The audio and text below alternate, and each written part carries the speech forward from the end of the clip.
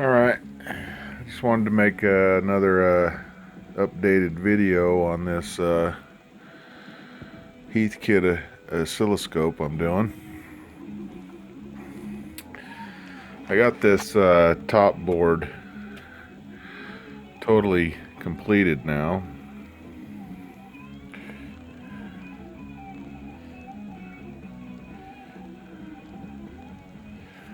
And getting the glare off the light here.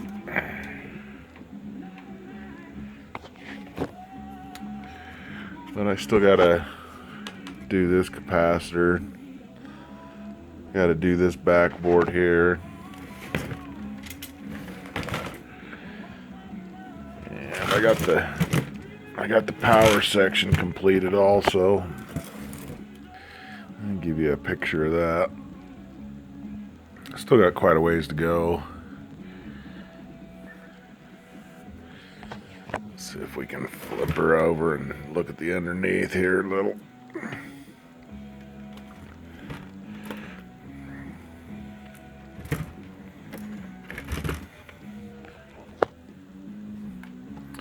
Yeah.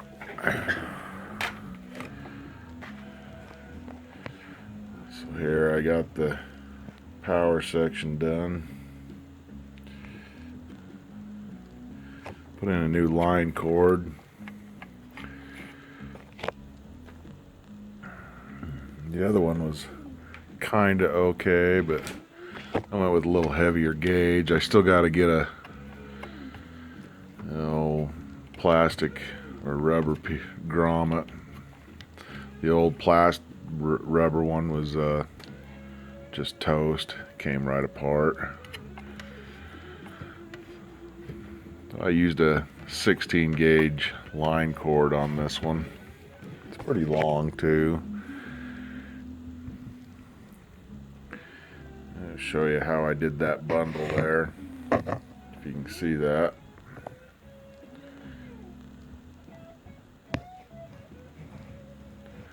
Just put them on standoffs. It's nice and sturdy, ain't going nowhere. Put this one cathode to ground, directly to cathode on the 6x4 tube.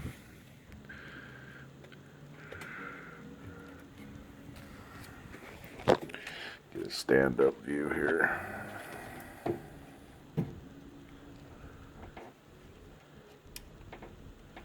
It's a little better. This light's creating a glare thing in my telephone. But yeah, I made up a solution for all the flux crap that was on this board.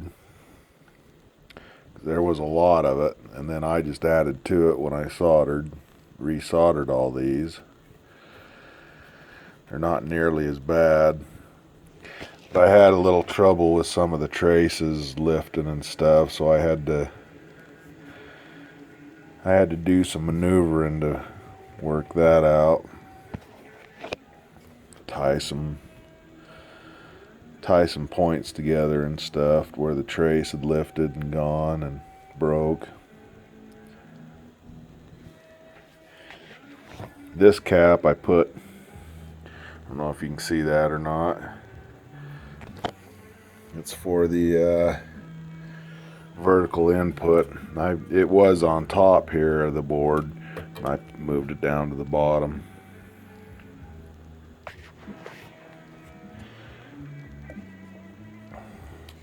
I like how that bundle turned out. It is solid. It ain't going nowhere.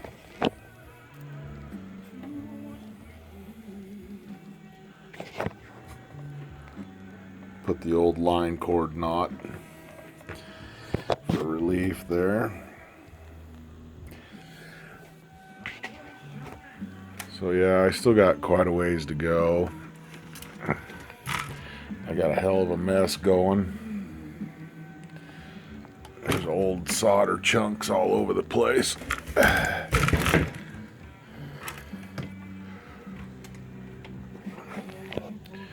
Yeah, I still got to go all through this here and get rid of some of them old, get rid of all those old solderings.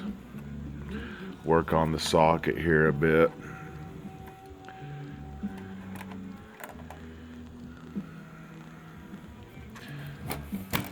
You know, that's one thing with these Heathkits. This connection here is not, it's soldered and he's got a bubble on there, but it's not even connected.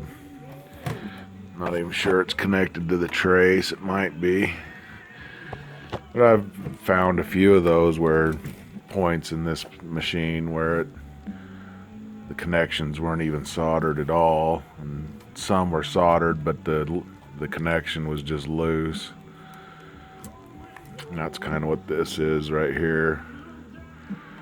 Surprising this unit even worked, but I turned it on for a bit on a variac and I got a green dot and was able to get a line, so I called that good and shut it off and